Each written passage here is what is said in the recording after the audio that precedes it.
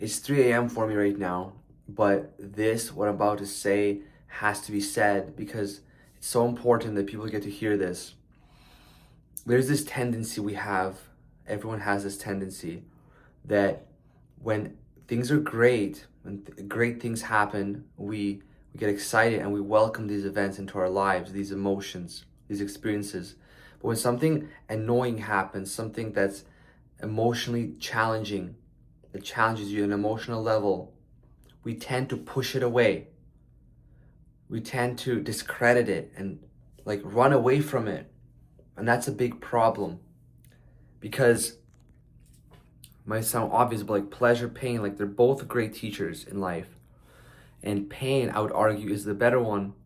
But this won't be a cliche set of statements. It's going to be something brand new. And you need to hear this. If you're watching this, there's a reason for it. So for most people, the second they enter a painful, difficult situation, their first reaction is like, fuck this. I don't want this. How do I stop this? How do I turn this off? You're pushing back, you're resisting it, and when you're resisting it, it comes back even stronger. It grows bigger. So it gets worse.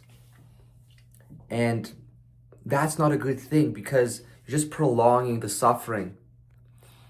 But what's important to realize is that when you suffer, when you have a difficult experience, there's a purpose behind it.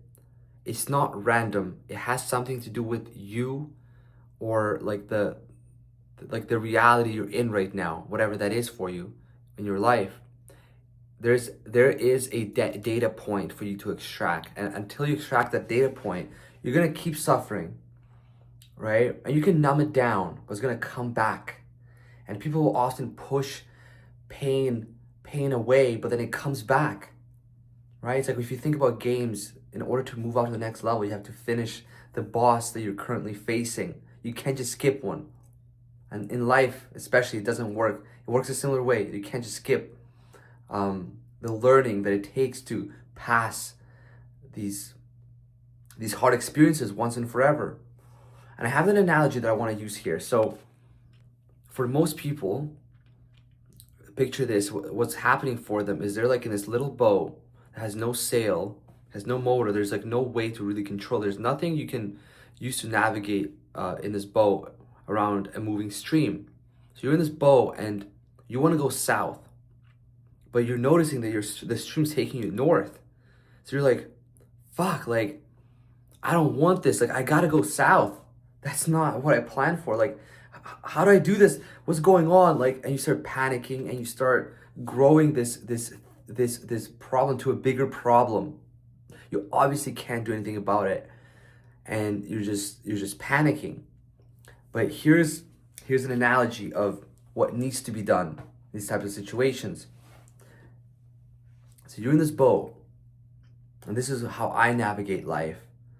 And I want to go south, but I notice that I'm going north. So instead of rushing to push things, to push things away, to get pissed off, I just look and I'm like, whoa, well, fucking, like, it sucks. I'm not going where I want to be going. And I allow myself to feel this feeling and sit with it. Like, I'm pissed. It's sad. I'm annoyed. I'm angry. Right? So there I am. Pissed off, sad, angry. Yeah, and I'm moving in the wrong direction. There's not anything I can do about it. But the second you accept that, like, that's what's happening for you, like, you're pissed off, like, it sucks, the situation sucks. The second you accept it, you might even laugh about it. You start to release the tension. You start to reverse the effect of this emotional poison. Or medicine. Yeah, it depends how you look at it.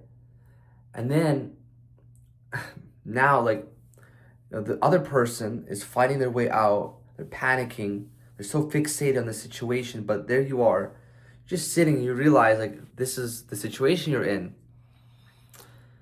And you're alert. You're alert to life. You're facing it for what it is. And then you notice there's a boat with a motorboat on the shore, and you can just hop on it. And you hop on it, and you're like, oh my God, I can now go north. thank God. But the other person didn't even notice there was a motorboat, and they had just passed and like way down north now. I don't know what to do. So like the piece of wisdom here is that you need to allow yourself to feel the emotions so that you can prevent yourself from getting fixated on the situation. Because when you get fixated, you start to miss out on the potential solutions, lessons, insights that have the capacity to get you out of this hell that you're in. And like my philosophy is when life challenges you, you need to go to the very center of the challenge, to the very center, because once you go to the center, you can't just walk out. You're in it. You're in the center of the tornado, and the only way out is through. And to get out, to get through, that means you have to start paying actual attention. You have to start playing around with potential solutions. You have to start testing solutions. And that's the only way out. And like being in the center of this tornado, being in the center of this pain with no easy way out forces you to find the way out. Once you do that, that's how you beat the boss. And that's how you avoid accumulating these mental knots that people accumulate when they brush things under the carpet, when they leave things unfinished. And then it just makes your life really miserable when you do that over time, because these accumulate. You have all these like fucking landmines you have to walk around now.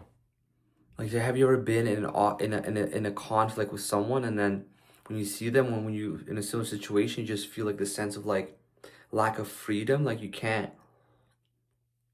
face it freely, like you feel like this lack of power in the situation. That's why it happens, because you're accumulating all these knots from leaving things unfinished, from brushing them under the carpet. So you need to face them and run at them and resolve them to the very end. And that's how you move up in life, versus being stuck and feeling like miserable and just unhappy with where you're at.